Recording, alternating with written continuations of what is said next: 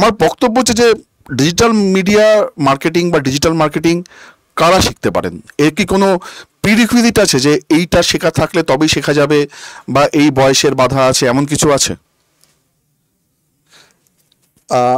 বাধা তো কিছুতে নেই।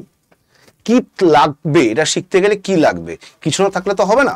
সবার ফার্স্টে কি লাগবে তার উত্তর হচ্ছে কি ইচ্ছা। যদি কারো ইচ্ছা থাকে তবেই সে শিখতে পারবে।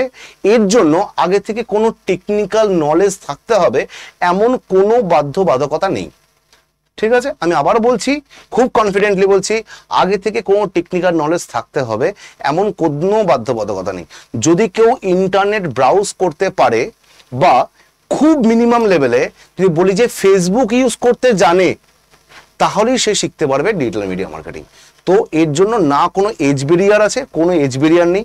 যদি কারো অনেক বয়সে আফটার রিটায়ারমেন্টে তার মনে হয় যে না এখন তো সব কিছু, কারণ কী হয় যে মানুষ যখন আর কি নিজের ওয়ার্কিং প্রফেশনে থাকে তো অনেক সময় সে ফেসবুক, ইনস্টাগ্রাম এগুলিতে সে টাইম স্পেন্ড করতে পারে না।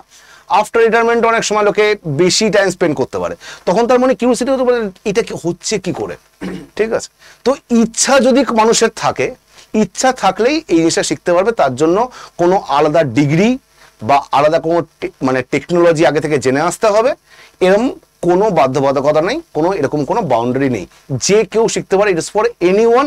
আবার বৃদ্ধ বনিতা, স্টুডেন্ট থেকে শুরু করে রিটায়ারমেন্ট করে ফেলেছে এমন প্রফেশনাল বা এমন কোনো মানুষ, সেও করতে পারে।